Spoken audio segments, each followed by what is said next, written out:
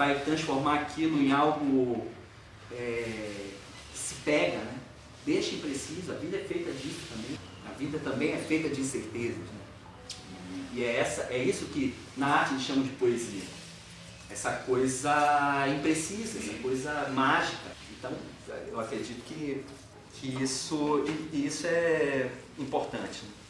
Por quê? Porque a arte é o oposto da comunicação. A comunicação, ela é assim, eu dou um recado e ele vai numa linha reta ao meu ouvinte.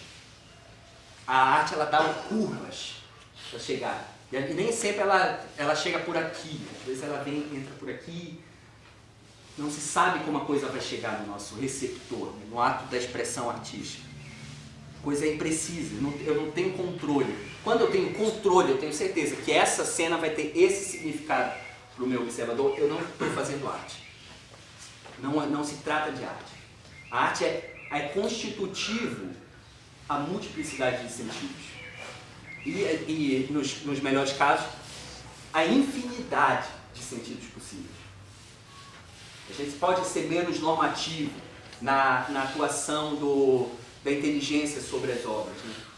Uma coisa mortal para mim era o ensino de literatura, porque ele oferecia uma tabela de referências a qual eu podia associar aquele verso àquele conceito. Não, a gente precisa quebrar essa cadeia semiótica, né? E nesse sentido, o que acontece? Não é necessariamente a clareza, mas talvez pelo contrário a confusão. E de que forma, né? Vocês leram, alguém leu aqui o Memórias Póstumas de Brás Cubas do Machado de Assis? Nobody? Temos um ali, ó. Machado de Assis vocês conhecem, é um grande escritor brasileiro. Numa passagem do Memórias Póstumas de Brás Cubas, o Brás reflete, é um livro muito calcado em cima do discurso do personagem, da sua impressão, o personagem morto, né? Ele fala depois da morte, ele está numa espécie de limbo etéreo, em que ele avalia como morto, como cadáver nos episódios da sua vida.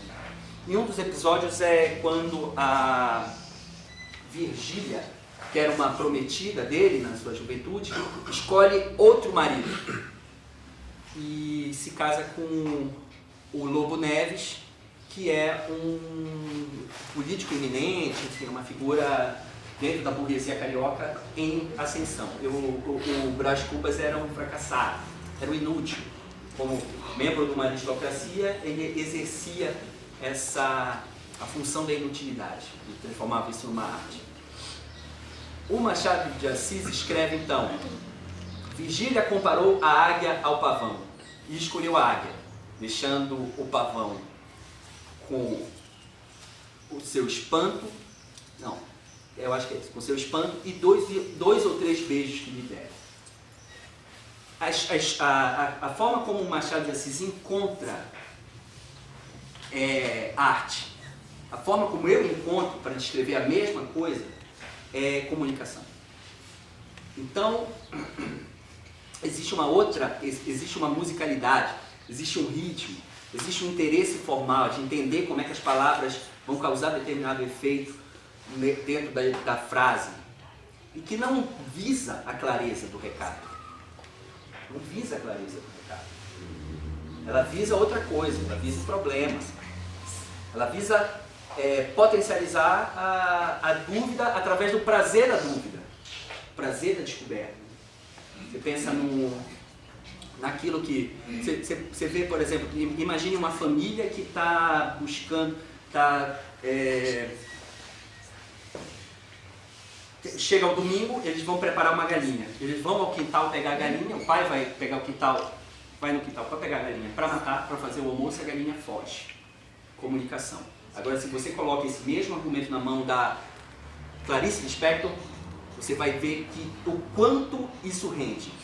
Em termos de construção de imagens, em termos de jogos de palavras, em termos de exploração simbólica, filosófica dessa ação. É uma ação simples. Então, de alguma forma, o artista ele não facilita. ele não facilita. E os exercícios de facilitação da arte, através da explicação, é de alguma forma ferir a essência da arte.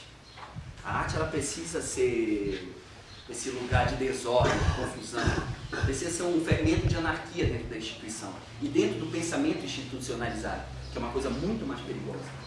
Um cineasta digno desse nome não é aquele que faz seu filme principalmente para dizer o que ele tem a dizer. O cineasta tem uma coisa para dizer e faz o filme para dar esse recado sobre tal assunto, mesmo se o assunto é crucial. Por exemplo, o grande tema, Segunda Guerra Mundial, o Holocausto. O artista tem uma opinião, mas ele não vai fazer não vai ser pela arte que ele vai passar a sua opinião. O verdadeiro cineasta é trabalhado por sua questão, que seu filme, por sua vez, trabalha. Quer dizer, o cineasta é consumido pelo problema. Ele não tem um recado a dar, ele tem uma pergunta. Ele vai ao filme, ele vai fazer o filme porque ele é consumido pela pergunta. Por exemplo, Martin Scorsese diz que fez A Última Tentação de Cristo para entender mais sobre Jesus. Ele não fez o filme porque ele tinha algo a dizer sobre Jesus, mas ele acreditou que através da ferramenta do cinema, ela poderia oferecer um estudo, um aprofundamento, uma aproximação mais, mais esclarecedora, mais rica com isso. Se faz filmes quando se tem dúvidas, não quando se tem certeza. E isso é a marca do grande cineasta e do grande espectador também. E acredito que do grande professor também. É alguém para quem filmar não é buscar a tradução em imagens de ideias das quais ele já está seguro, mas alguém que busca e pensa no ato mesmo de fazer o filme. E é aquilo, aprender junto. Você não sabe, assim como seu aluno, e você se lança de maneira horizontal a esse continente estranho que é o da arte. Os cineastas que já têm as respostas e para os quais o filme não tem que produzir, mas simplesmente transmitir uma mensagem já pronta, instrumentalizam o cinema. A arte que se contenta com enviar mensagens não é arte, mas é um veículo indigno da arte. Isso vale também para o cinema. Isso é um pouco, talvez seja novo, estranho, talvez vocês recusem nesse momento, porque é bem diferente do uso possível da arte como recurso pedagógico, que é justamente essa instrumentalização. Mas o que eu quero colocar aqui, que acho que é talvez mais valioso, é a maneira como eu posso contribuir com vocês, é justamente trazer essa ideia de que nunca haverão certezas nesse trabalho, entende? Nunca haverão certezas. E é incrível, porque quanto mais você explora, quanto mais você vai fundo, eu trabalho há 11 anos com cinemas, sempre em um exercício permanente de mudança de paradigma. Mudei muito recentemente meu último paradigma, estou num novo agora. Se essa fala fosse há um ano atrás, ela ia ser diferente. Eu mudei. E a minha visão de cinema mudou. E a minha visão sobre os mesmos filmes mudaram. E mudaram várias vezes. Já tive várias respostas para a pergunta: o que é o cinema? O que é um bom filme? O que é um mau filme? E isso é permanente e não tem solução. Não tem saída. E assumamos que a gente nunca vai estar pronto em relação à arte. Porque não existe isso. Nem para nós e nem para as crianças. Nunca estaremos prontos em relação ao cinema. Não é um conhecimento objetivo, não é uma ciência exata. É o exato oposto disso. Nesse sentido, eu acho que o que o artista faz é justamente aquilo que a gente pode fazer. Eu já coloquei para vocês que a definição de cinema que me interessa hoje, que é uma definição recente, é entender o cinema como o ato de mostrar. Eu quero colocar um pouco mais a respeito disso. O artista reconhece que determinada coisa é valiosa. Uma porção de realidade, um corpo, um gesto, um sentimento. E ele enquadra isso porque ele acredita que é preciso que outras pessoas vejam isso. Tem uma passagem para mim fundamental. Vocês têm um percurso de casa para o trabalho. Com o desgaste do cotidiano, algumas pessoas fazem isso há anos. Você já não percebe esse espaço. Ele é um espaço automático. O espaço é abstraído, você tem um ponto de saída, um ponto de chegada, e o espaço é abstrato. E ele não existe mais. Entretanto, pode ser que alguém pegue uma câmera e faça o mesmo percurso que você fez e projete para você numa tela. E aí, nessa experiência, você vê aquilo que você já deixou de ver. Olha o percurso que eu faço, olha só que interessante, isso aqui. Você vê, talvez, os padrões plásticos enfim, das coisas, das cores, dos formatos. Você vê um pouco da realidade social desse caminho. Você vê coisas que o cotidiano embaçou na tua frente. E o cinema, nesse sentido, me interessa porque ele me mostra o meu mundo. Não é um mundo mágico, não é um mundo de fantasia tecnológica. É o meu mundo, o mundo que eu vivo. As pessoas a pessoa que eu sou e as pessoas que me cercam. E me faz ver aquilo que por algum motivo eu parei de ver. É isso, é uma reabertura da percepção, uma reabertura dos olhos, o que o cinema oferece. No ato de mostrar, o cineasta convida. Você já viu isso, e você já viu isso muitas vezes, mas é preciso ver de novo, e agora com atenção absoluta. Com a luz apagada, numa projeção grande, com um som bom, você vai perceber talvez aquilo que sempre esteve na sua frente e você já tinha parado. É esse o efeito que os filmes fazem. Você vê um filme, por mais estranho que ele seja, você consegue ser atingido de alguma forma. E você é atingido de alguma forma porque o filme fala da sua vida, da sua realidade. Existe o uso comum do filme para se distrair, para esquecer de si. Eu acho que a gente precisa pensar o filme para nos lembrar de nós, para a gente se lembrar de quem somos. Eu não quero um filme para esquecer da vida, eu quero um filme para lembrar da vida.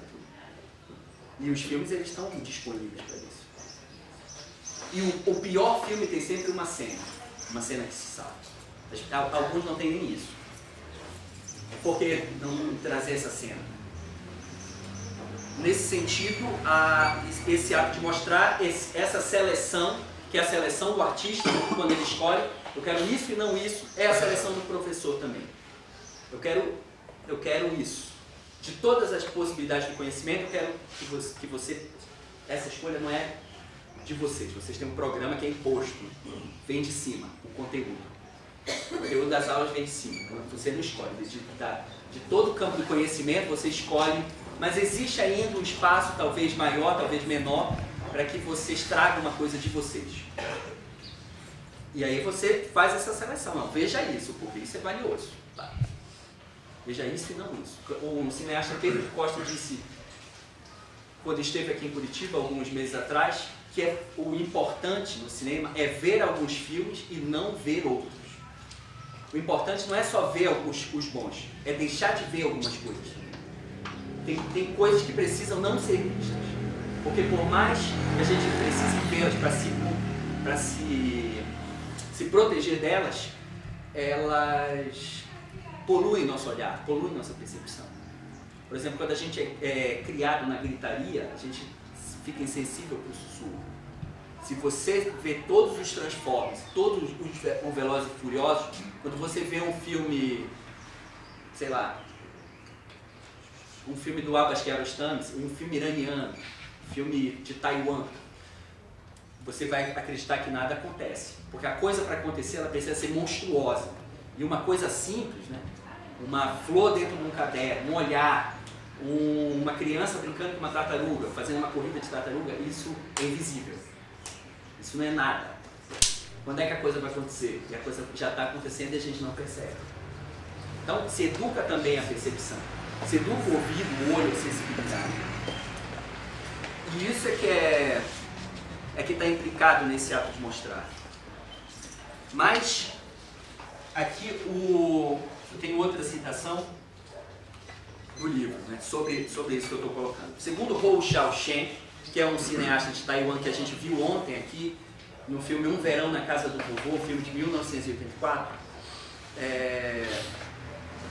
um cineasta fantástico, vivo ainda, que ainda está em atividade, fazendo filmes, um dos maiores da China. Segundo Hou Xiaoshen, o melhor antídoto consiste sempre em privilegiar, durante a filmagem, no caso do trabalho do cineasta, em privilegiar durante a filmagem o que se viu, ao invés do que se pensa ou da ideia que se tem da coisa. Veja, tem que ser ouvinte, né? O trabalho artístico é 50% observação, observação excessiva. Observe, observe, observe, observe. E respeite. Em vez de você impor a sua ideia, aquilo que você acha que a coisa é, veja a coisa e deixe a coisa ser. E a respiração dos seus filmes confirma que ele tem razão. Isso é uma coisa que se vê nos filmes dele.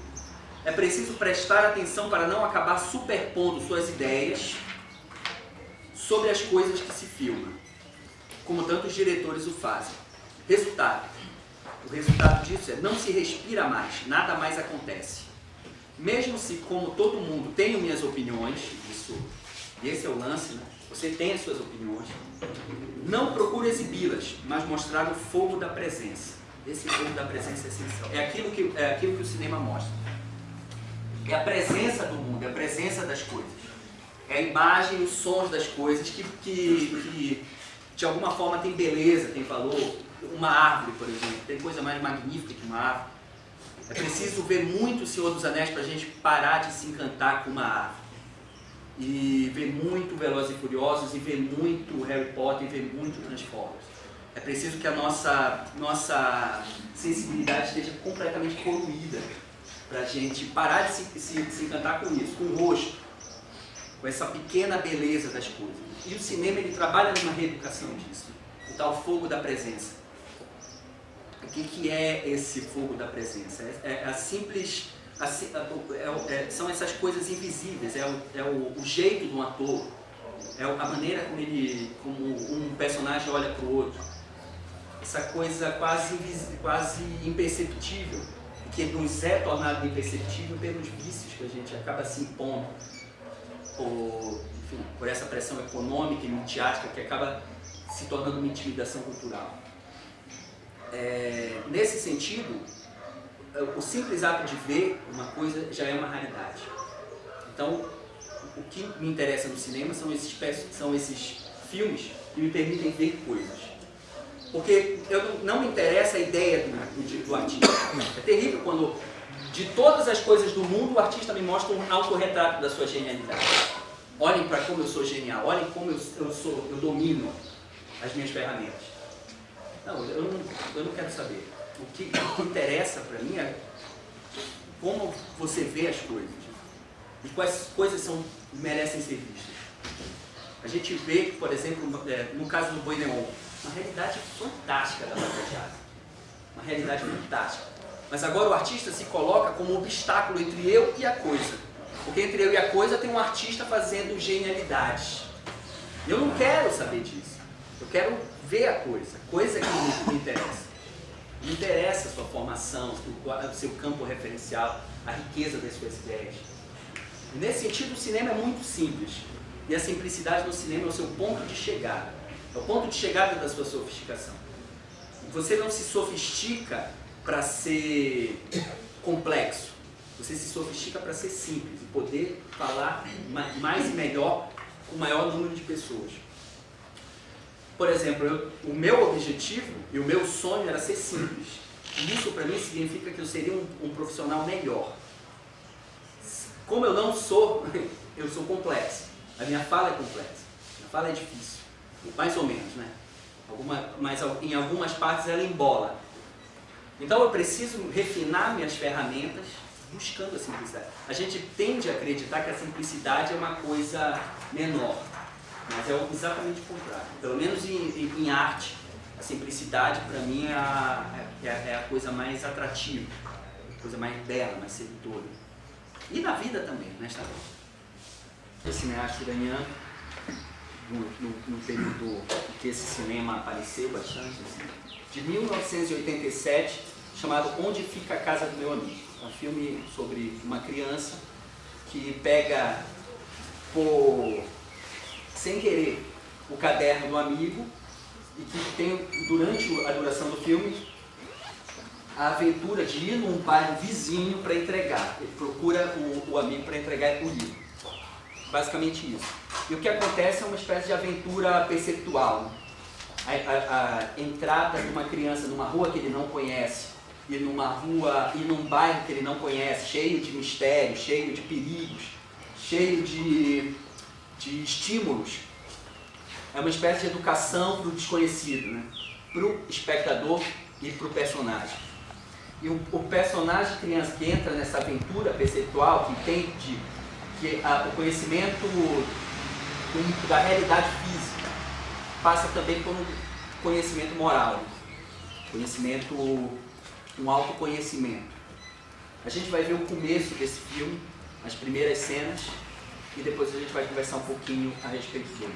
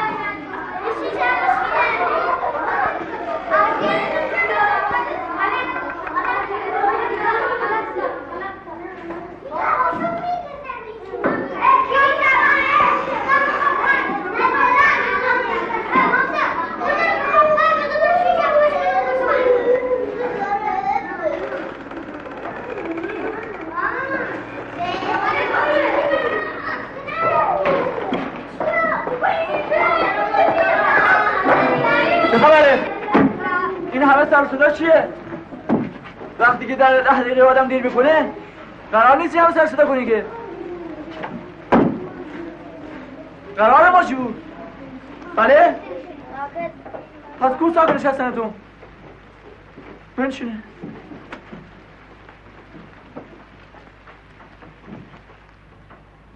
5 دقیقه که معلم دیر میکنه نظم کلاس رو به هم میزنن داده فریاد مدیر مدرسه رو بلند میکنن مزاحم کلاس های دیگه میشن نشدم بیاریم بیرون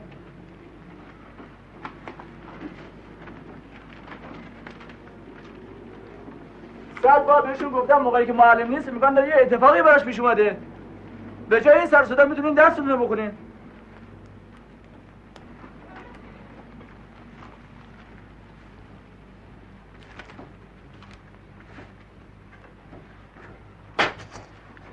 ساکت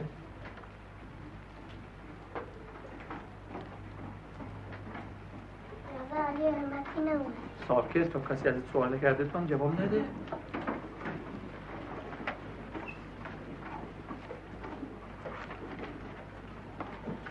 این چیه نمت زده چند دفعه بهتون گفتم که مشغول تو دفترتون بنویسین چند دفعه نمت زده چند دفعه بهتون گفتم مشغول تو دفترتون بنویسین چند دفعه نمت زده انگوش بده من میبینم بلندتر بگو که همه بشنون 3 بار بلندتر بگو 3 بار 3 دفعه بهتون گفتم بازم مشغول تو دفتر ننوشتی من حالا نمیگیرم پارهش میکنم یا آخرین دفعه باشه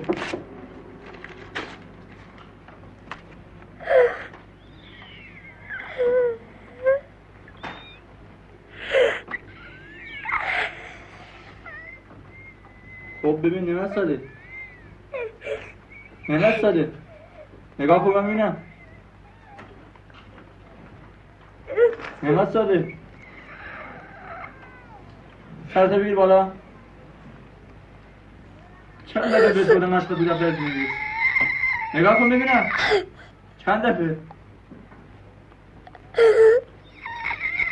بله چند دفعه بودم مشغول دفترت بودی؟ چند دفعه؟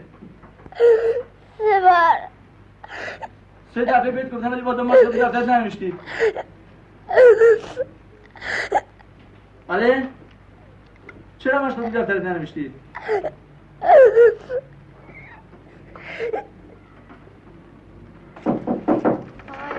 مگر الان موقع مدرسه اومدنه؟ ما را مونده بود از پشتی اومدیم. امروز زایدون شده؟ از پشتی میام؟ بله.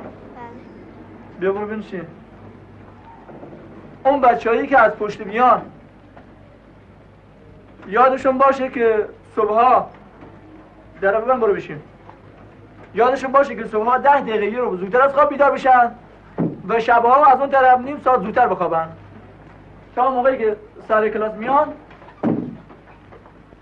چوتشون نبره. فهمیدم بچه‌ها؟ بله.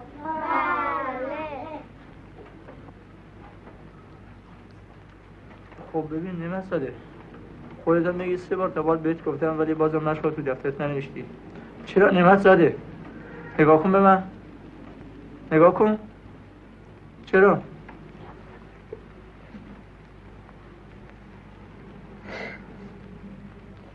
بله سطح بگی بالا. چرا نمت ساده؟ رفته بودم خونه پسر قلم دفترم اونجا جا گذاشتم. بله؟ رفته بودم خونه پسر قلم دفترم اونجا جا گذاشتم. آقا دفترش پیش ماست. دفترش پیش شماه؟ بله. یه دروغ به ما گفتی که اون پسر قلمه. پسر خالتونه؟ پسر خاله شما؟ بله. دیشب خونه شما بود؟ بله.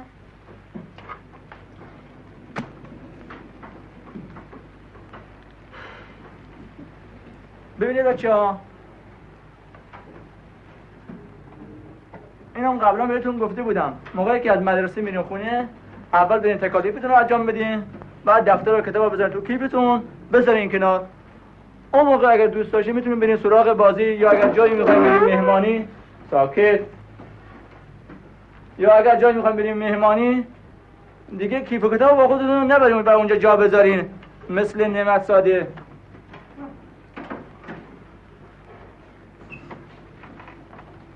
وقتی که میگم مشق تو دفترتون بنویسین علتش اینه که اولا هر کاری باید یک نظم و ترتیبی داشته باشه. چرا رفتی زیر میز؟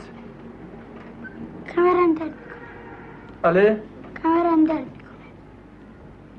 کمرت در میکنه که نباید بری زیر میز. وقتی که میگم مشق تو دفترتون بنویسید علتی داره. اولا که هر کار باید یک نظم داشته باشه.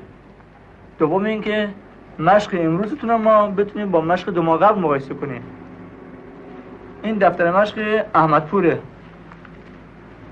این مشق امروزش هست همه میبینن. این هم مشق 2 ماه قبلشه.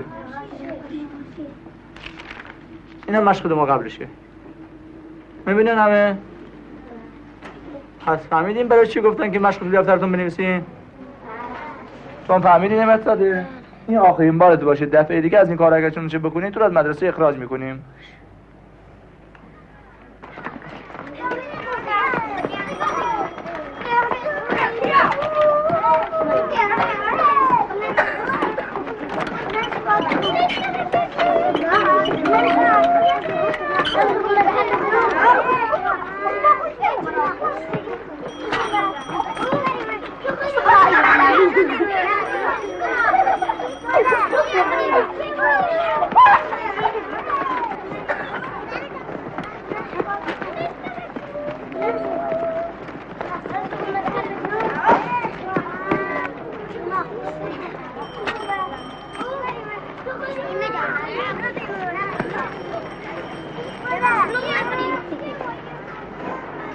خمونی 3 بود.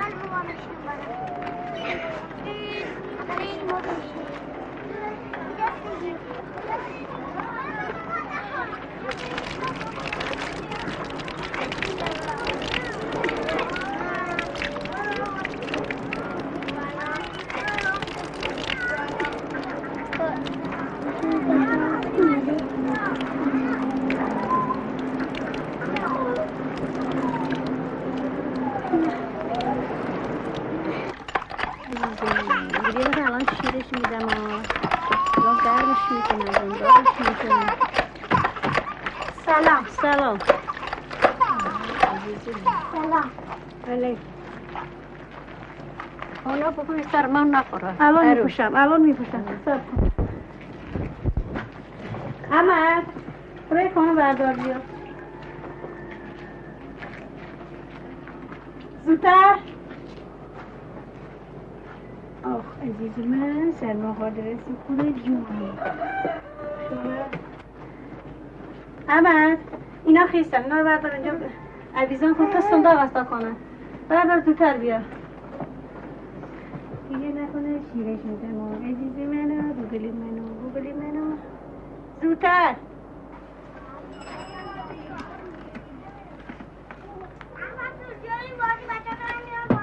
من مشت دارم. احمد کجایی؟ بله اومدم.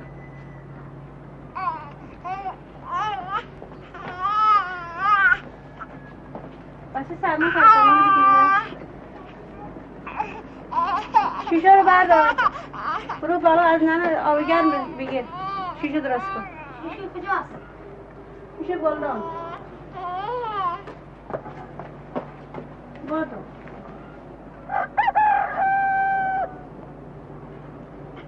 زودتر.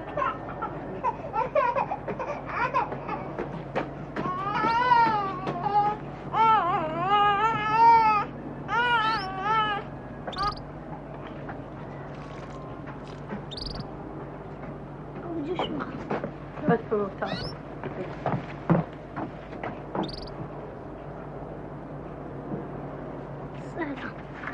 سلام.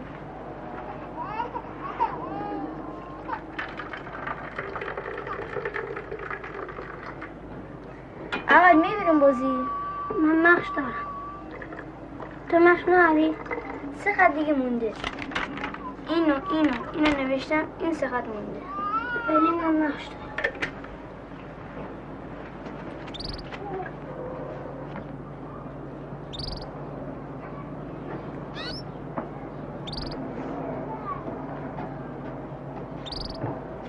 بسر چرا با کفش آمدی بالا؟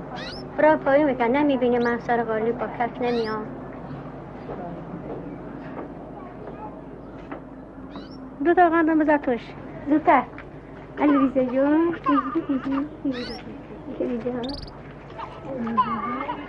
الان شیرین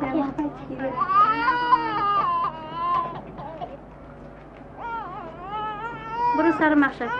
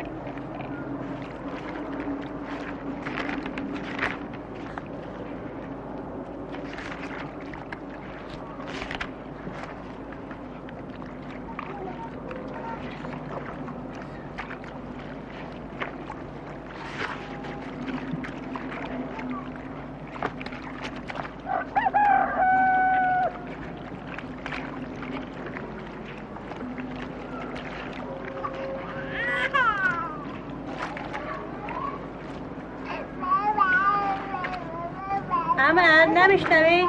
بچه گیری رو شیشه در نزده.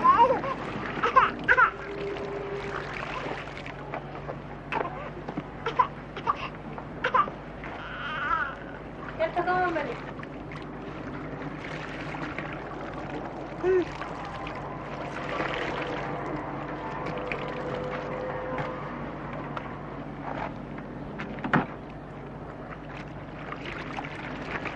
مادر من دفتر معرضه را اشتباهی برداشتم باید ببرم بهش بدم. خسته نباش. خدا قوت. مادر مادر مادر من دفتر معرضه را اشتباهی برداشتم باید برم بهش بدم. چیه؟ من دفتر معرضه را اشتباهی برداشتم باید برم بهش بدم. اول نقشاتو می‌نویسی بعد میری بازی. من بازی نمیخوام برم، میخوام دفتر معرضه رو برم بهش. من گفتم نقشو داد ننویسی نمیذارم بری بازی. افشای تو آره مثلا نرو بالا پسته.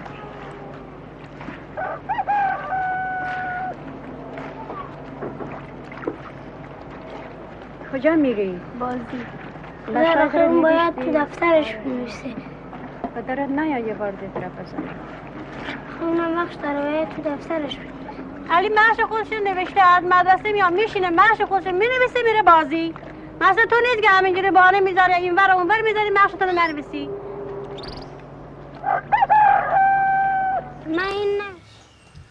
Uma coisa que pesa no filme assim é o convite à paciência, né? Nosso olhar não está acostumado para esse tempo. A gente viu pouco do filme, a gente viu pouco mais de 15 minutos. Mas para as coisas que o diretor pretende mostrar nesse filme é preciso um tempo de observação, é preciso observar o ato, então é outra respiração aqui. E é essa do cotidiano que ele quer trazer. Existem saltos aí, são 3 cenas, né? Uma na escola, a aula é pular. Tem o começo, vai para a saída já. Aí tem a saída e depois a chegada em casa. Então tem uma parte medida, uma parte que nós não vemos e uma parte que vemos. E essa parte que vemos ela é alongada, também pela repetição e pela insistência. Né? É um acúmulo. Ele pede, ela recusa infinitamente. Enfim, isso diz muita coisa assim, sobre a vida e sobre a realidade específica dele, não só, né? Mas eu queria falar para vocês de como o filme nos dá a ver uma porção de coisas. A primeira coisa que a gente vê no filme é uma porta fechada. E ouvimos o som das crianças do outro lado dessa porta. A porta é um tema importante do filme. A porta vai ser um motivo recorrente no filme. Se falará muito de portas abertas, portas fechadas. As portas antigas que eram trabalhadas como vitrais, tinha uma velha carpintaria e que está sendo substituída por portas de ferro aqui, né, no contexto. E de repente acaba os créditos, uma mão entra e nos é revelado aquilo que tinha sido encoberto. O filme inteiro pautado em jogo de encobrir e revelar. Tem sempre uma parte escondida que uma ação, um deslocamento do personagem revela. E aí a gente vai descobrindo o espaço através do deslocamento do personagem. O que nos é mostrado é então a sala de aula. O professor se atrasa, enfim, e aplica essa disciplina meio Velho Testamento, que eu acho que é a do castigo, né? Parece uma... É isso, existe um deslocamento. Se a gente propõe um deslocamento no tempo e no espaço, a gente reconhece que essa instituição, dentro de uma cultura tão diferente da nossa, que é do Islã, ela não é tão distante da nossa. Vocês não são esse professor, né? Mas vocês... É absolutamente estranha para vocês esse comportamento? Não, ela é compreensível. E mesmo não sendo, não existem dias que vocês estão mais perto disso aqui? Existem dias que são assim. Vocês sabem que a categoria de vocês é a que mais tem depressão, né? Os profissionais. E é a que mais toma antidepressivo. Tem um amigo... É mortal. E vocês ainda têm privilégio. Alguém trabalha com adolescente aqui? Além de criança? Você sabe que tem uma diferença substancial, né? Absurdo. Quem trabalha com criança é um privilegiado. É um privilegiado. Quem trabalha com adolescente sabe que temos de um lado o Beto Richa e do outro o aluno. Eu moro com um cara que é professor de geografia lá no Leôncio, que é uma das Leôncio Corrêa, lá no Caxias, uma das escolas mais rock and roll de Curitiba. e ele precisa dar 3 berros para ele conseguir uma ilhazinha de 10 minutos de silêncio para ele poder trabalhar. Aí ele trabalha, corre para trabalhar nesse silêncio recém-adquirido e depois ele perde. E aí ele tá tremendo, cara. É muito desgastante. E aí eu penso, é um vilão esse professor? Não sei. Eu não sei se ele é o mal da história. Eu olho para ele e falo, pô, coitado desse professor. Ele tem uma experiência que o filme não mostra, mas a gente sabe que existe. Que já entrou nessa sala várias vezes. E assim, o que isso me mostra, a mim especificamente, é a escola que eu passei quando eu era criança. Quem foi criança nos anos 70, 80, 90, encontrou uma escola que não era tão diferente dessa. E em alguns lugares, não sei, aqui se trata do interior do Irã, né? Uma terra antiga.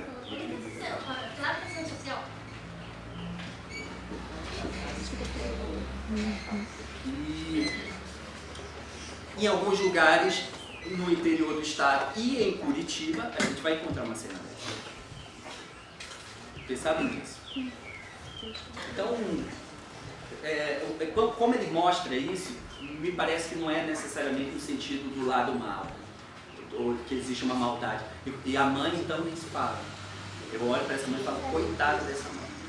E para ela ser totalmente surda para os apelos do filho, é porque tem uma história precedente. Assim, ela está lá lavando a roupa e a gente vai acompanhar isso. Essa mãe, então, nem se fala. Essa mãe, ela está aqui do nosso lado. Não é em absoluto um outro mundo, principalmente se você mostra para uma criança. O reconhecimento eu sei porque eu sou filho único de mãe solteira e era essa a minha cena. E na sala de aula, então, tem um conflito, né?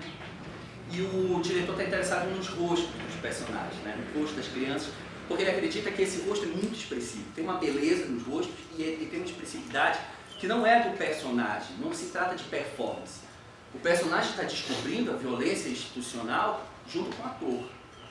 É o ator que ele filma, mais do que o poder dramático do ator, do domínio do ator sobre o personagem. É uma criança. Antes de qualquer coisa, é uma criança que se vê defrontada com a cena. A câmera está distante, ele se aproxima com um zoom. E aí ele percebe no rosto o surgimento dessa descoberta. O filme inteiro ele está interessado nisso, em ver como a criança reage a essas coisas que ele está descobrindo, que ele não sabe o nome, que a gente sabe que é a solidariedade, que a gente sabe que é um certo valor positivo que ele está descobrindo em si, diante da injustiça, diante do absurdo da vida. E algumas pistas são dadas para coisas que vão acontecer no futuro, e depois a gente descobre que essas coisas que são aparentemente soltas, elas têm uma articulação, é um trabalho muito sofisticado de dramaturgia do diretor. Eles saem na correria, brincam ali, e meio que naquela cena mostra sem mostrar a troca não, né? Quando um pega o caderno do outro. Ele ajuda o colega e chega em casa. Em casa é essa lei da surdez e da invisibilidade das crianças. A criança ela é só um problema. E ajuda em casa e tudo mais, e faz isso, faz aquilo. Tem um rapaz que está sentado fora da cadeira, está no chão porque dói as costas. Mais para frente a gente sabe que ele trabalha. Todas essas crianças trabalham, estudam e ajudam os pais. Trabalham em casa e trabalham ajudando os pais nos seus serviços. E aí é muito angustiante assim, essa arenga, né? O menino percebe que está com um caderno do colega, sabe qual é a gravidade disso, ele testemunhou mais do que qualquer um, e vai então lutar ali arduamente para convencer a mãe. E ao mesmo tempo tem uma exploração da casa muito interessante. A maneira como as cores são dispostas, a maneira como as linhas são exploradas, é uma casa para o quintal, assim, onde tem nessas habitações, e isso fica mais claro ali, tem sempre uma certa confusão entre o que é dentro e o que é fora da casa. Isso é uma marca desses cinemas. A casa no Irã, e não só, né, no mundo árabe de maneira geral, ela é meio público, um espaço meio público, meio privado. Aí, fora a entrada dos sons, né, a carejada da galinha, tem toda uma ambiência doméstica que nos transporta também para outro tempo, não só para outro tempo e para outros lugares. Acontece, eu acho que é uma das imagens mais fortes do filme, é essa da porta que se abre. Assim. Porque é um convite a conhecer o mundo, é um convite a conhecer a realidade. Uma porta que está fechada que de repente se abre. E uma coisa para mim interessante é que mais para frente, quando voltam para a escola, o professor fica olhando para a janela. Porque a janela é uma promessa também, né? A janela é uma promessa, tem um mundo lá fora, o mundo tem uma saída. Lá fora tem a natureza, lá fora tem o ar livre, enfim. E eu acredito que a função da escola, pensando nos termos que elas estão, é ser uma porta aberta, não uma porta fechada. Ser uma porta aberta para o mundo e para as experiências, outras. Experiências de descoberta, experiências de enriquecimento da sensibilidade. E isso é uma cena, é uma cena que me parece enfim, se houvesse, por exemplo, possibilidade de dublagem, que não vai haver, é uma cena que se passaria para a criança. Não tudo, uma parte hoje, uma parte amanhã, mas para que... Qual vocês acham que seria um problema eles verem como era a escola no tempo de vocês? E é um filme que trata tão... Vocês acham que seria impróprio eles verem como eram as relações entre professor e aluno na época que vocês eram alunos, quando vocês eram crianças? É interessante trazer imagens da sua infância através de filmes tão distantes para estabelecer essa ponte. Alguma coisa se constrói nesse tipo de ato, entre pessoas, né? Não só dentro da hierarquia institucional professor-aluno, mas entre as pessoas que vocês são e as pessoas que eles são. E o cinema é uma das coisas mais valiosas e mais acessíveis também. A gente tem à disposição, para quem tem o traquejo e sabe aonde ir, com 120 anos de filmes na internet. Estão aqui, é acessível. É possível ir lá, você não precisa mais ter um filme como era antigamente. Imagina a cultura cinematográfica antes do VHS. Você tinha 3 meses para ver o filme enquanto ele estava no cinema. E depois era rezar para que algum dia uma televisão se sensibilizasse e exibisse. Você não ia ver mais. Você tinha ali o cinema só. E depois nunca mais. Hoje, há algum tempo, desde o VHS para cá, os filmes estão acessíveis. E é possível, então, fazer um uso dessa riqueza, desse tesouro. Uma das coisas que interessa aqui, e que é uma das provocações importantes do texto, é esse elogio ao pequeno tema.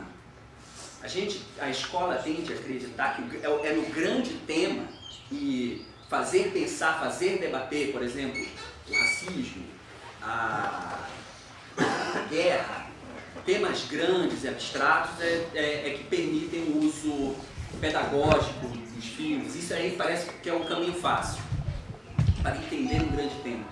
Mas existe há algum tempo um elogio ao pequeno tema. E esse pequeno tema, que é por exemplo, esse aqui, que é um tema minúsculo, né?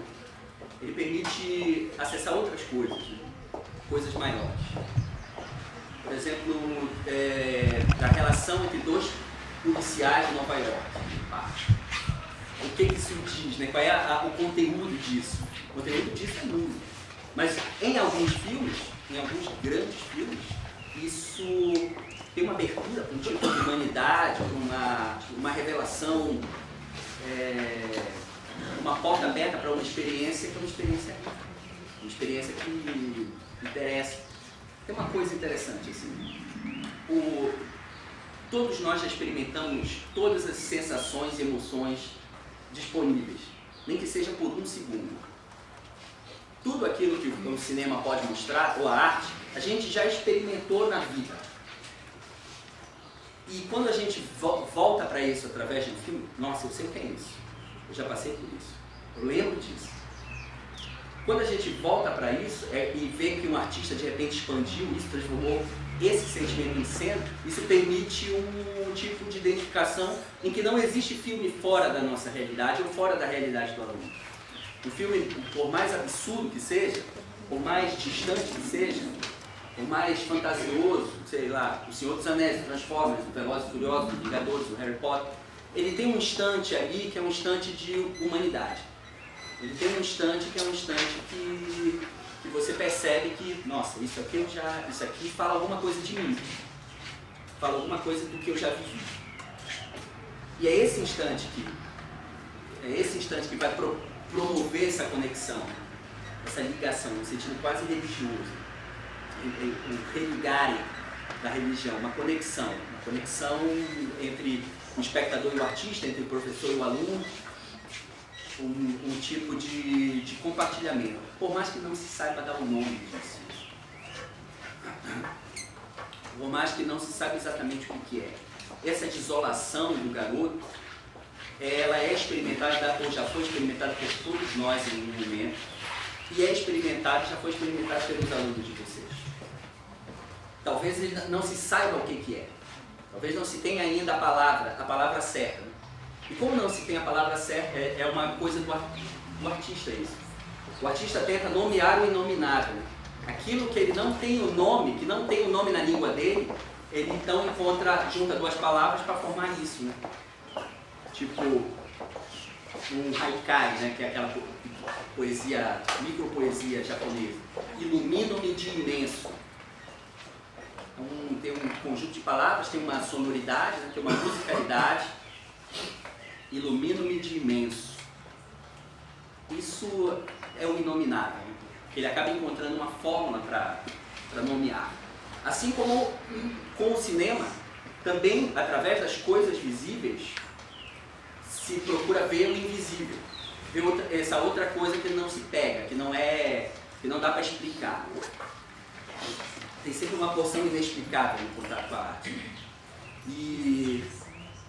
Mas se sente, se reconhece. Nossa, isso aqui é isso mesmo. Eu não sei dizer, e a nossa cultura é muito textual, né, principalmente na escola, que tudo precisa ter um nome, e tem coisas que que a nossa língua não dá conta. E nesse sentido, não existem pequenos temas, né? O menino encontra uma menina, ele se apaixona. Fim. Mas tanta coisa pode acontecer dentro disso. Tanta coisa acontece dentro disso. E nesse sentido, esse grande tema geral que a história usa, as grandes categorias sociológicas para entender os fenômenos, eles muitas vezes não rendem obras interessantes, obras ricas. Às vezes a coisa funciona para a comunicação. E o que interessa na aproximação do cinema é o contato artístico, expressivo, estético, intuitivo. E nesse sentido, às vezes é muito mais interessante uma coisa ínfima e é muito mais rico do que uma grande coisa. Não só pelo tamanho da obra, quanto pelo tamanho do tema. O que acontece é que muitas pessoas crescem, e muitos de nós ainda acreditam nisso, que o cinema é dependente da grande estrutura. Por exemplo, se fala muito da magia do cinema. Não me interessa a magia do cinema. A magia do cinema é uma coisa que só serve para dar mais dinheiro para quem já tem muito. O cinema é uma coisa fabulosa, fantástica, inalcançável, que nos leva para outros mundos. Não, o que me interessa é o rosto de um aluno vendo uma injustiça. E de como ele reage a isso.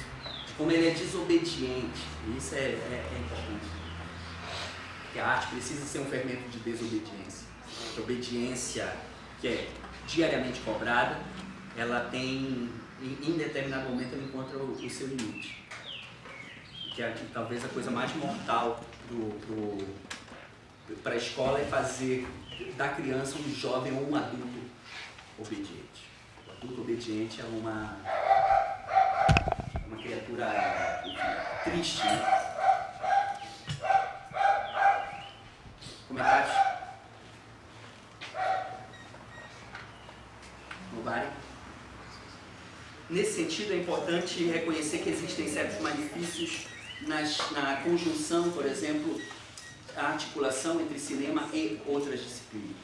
Cinema é a tal do malefício do e, que é destacado, por exemplo, no trabalho, por exemplo, quando se faz cinema e literatura, cinema e história, cinema e sociologia, cinema e infância, cinema e psicanálise, que é muito comum, cinema e filosofia, porque normalmente o cinema é reduzido à função de ilustração para o tema. Eu vou trazer esse filme aqui porque ele me permitirá falar com os alunos do descobrimento da América. Eu passei isso lá na escola, inclusive, na minha escola, quando eu era filho. E é um tipo de articulação que sempre vai fazer com que vai imprimir uma certa função utilitária para o cinema, que não necessariamente interessa. O cinema serve muito mal à história, por exemplo, e ao estudo da história. Serve mal porque ele também tem a sua porção de imaginário, ele também tem a sua porção de criação. Muitas vezes é produto do estudo, obviamente, da investigação, mas tem coisas que acontecem ali que não servem. Não servem para entender as grandes navegações, ou o descobrimento do Brasil, enfim. E que falam de outras coisas, e essas coisas são importantes. E muitas vezes a gente está obcecado para que aquilo cumpra a função de ferramenta didática para o assunto, para a disciplina, para o tema, e não percebe coisas pequenas que acontecem. Um rosto, um gesto, um objeto, um cenário, são os objetos do cinema. Então eu acredito que antes da articulação E, cinema E, é preciso alguma base específica dentro do cinema, é preciso algum interesse pelo cinema. E esse interesse se traduz em talvez buscar de que forma o cinema acontece, como é que o cinema se constitui uma arte, o que o cinema tem que eu não vou encontrar em outros campos de conhecimento, o interesse pelas coisas do cinema, pelos filmes e por alguma leitura também. Isso de alguma forma consegue nos permitir fazer a aproximação de maneira mais justa. Do contrário, não haverá diferença entre exibir um filme ou uma cena para a turma e mostrar só as legendas. Será que as imagens não têm nada a dizer? Né? A gente, no interesse de conteúdo, a gente pode reduzir um filme ao seu roteiro.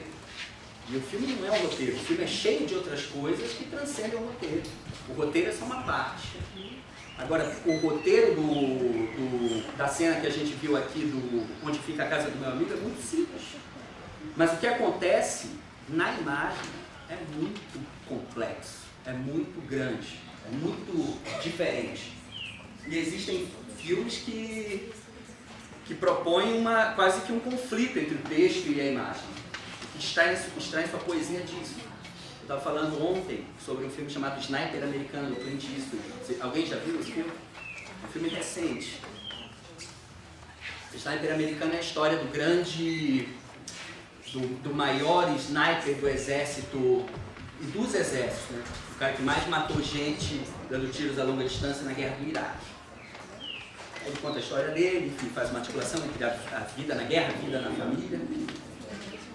E tem uma passagem lá que o sniper americano está com um filho numa borracharia e chega um cara, um soldado, pergunta: o senhor é o Chris Kyle? Sim.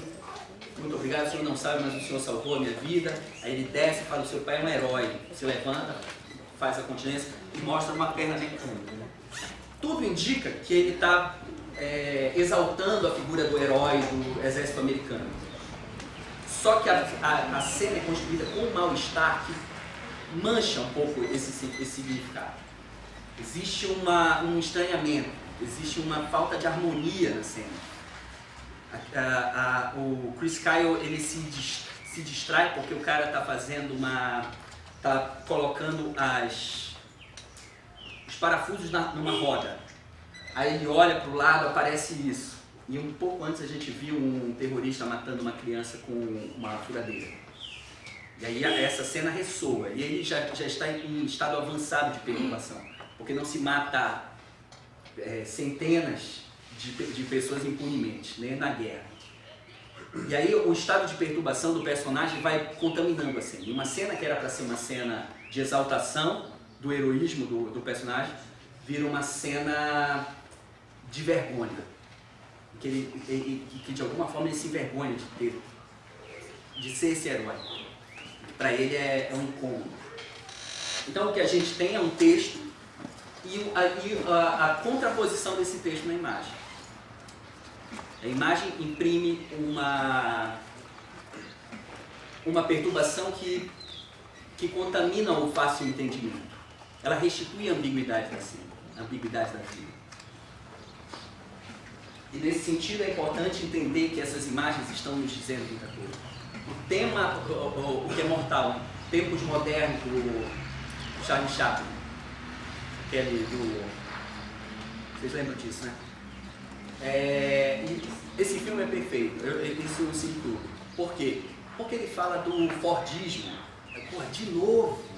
De novo essa aula de Fordismo, do Tempos Modernos, tem tanta coisa acontecendo nesse filme. E de repente, e o filme ele é 15 minutos de fábrica e depois acontecem muitas outras coisas.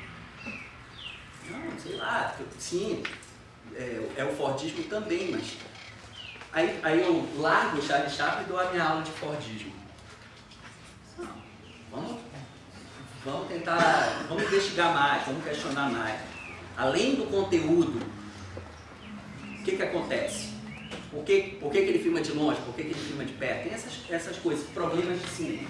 E isso é uma coisa que se adquire através dessa formação paciente e longa, que significa um filme por semana, 2 filmes por semana, de uma cultura cinematográfica. Que a gente vai pegando as manhas, né? E é excelente, inclusive, porque ele nos dá cultura geral, a gente conhece meio que superficialmente o mundo através dos filmes, né? E também é uma educação para a nossa sensibilidade, ouvimos e vemos melhor quando a gente desenvolve uma relação com os filmes, e também para a história da arte. Porque o cinema, não são poucas as articulações que ele faz com a pintura, o teatro, com a música e assim por diante. Então me parece ser só vantagem esse investimento. E outra questão que eu vou trazer para vocês aqui é sobre uma coisa que acontece, um fenômeno atual. Ao cinema foi decretado várias mortes na sua história.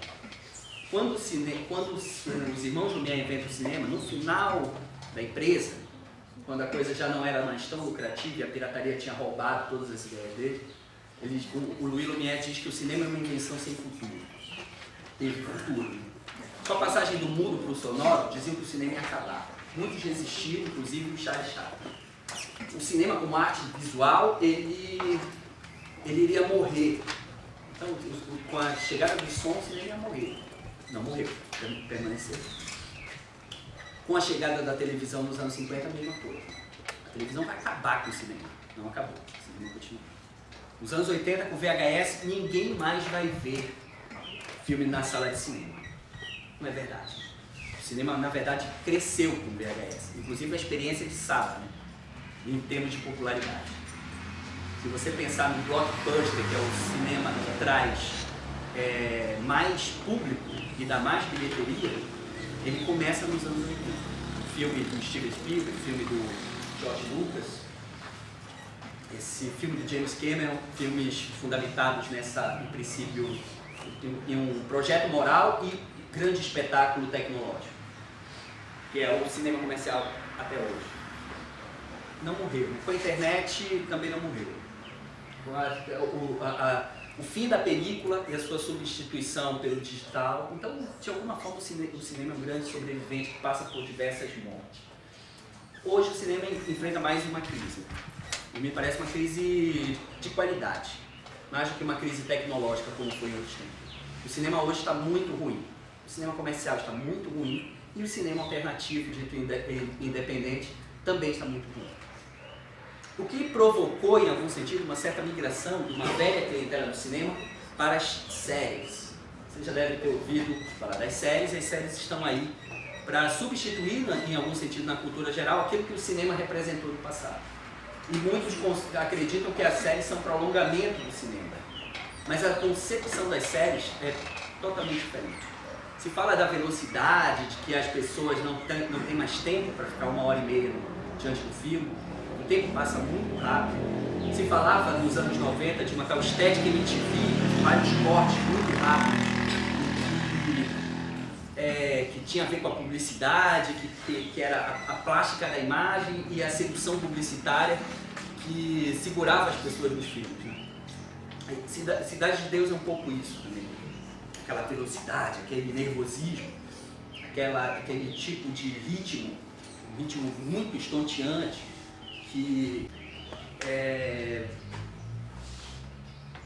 mas a televisão, ela não foi e não é, e eu incluo as séries aqui, substituto para o cinema. O cinema concebido como ato de mostrar, ele não se prolonga na televisão. A televisão, ela pega talvez o que ela reproduz com as séries, talvez o que tenha de pior no cinema, que é a arte do roteirista, né? Um produto audiovisual concebido previamente, que é executado num ambiente controlado,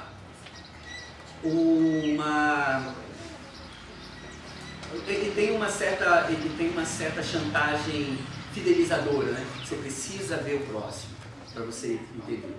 E fora a intimidação cultural, você precisa ver Game of Thrones, senão você não vai ter o que conversar com seus colegas. Você precisa ver isso, tem ela ganha um pouco esse emblema daquilo que eu preciso ver, e eu não preciso só ver, eu preciso gostar. Não é só ver. Eu tenho que gostar, eu tenho que amar. E aí ela dispõe de todas as suas seduções, de todos os seus ganchos. Ela é dramaturgicamente concebida para criar uma fidelização. Se você vê um episódio, você não aguenta, você tem que ter o outro. Tem um efeito viciante. Ela cria dependência. Mas a televisão, ela não foi um substituto para o cinema. Ela foi um substituto para o rádio. A experiência da televisão, ela é uma experiência auditiva mais do que visual. Antes da televisão, ligava-se o rádio e ia-se fazer as coisas. Depois da televisão, ligava-se a televisão e ia-se fazer as coisas.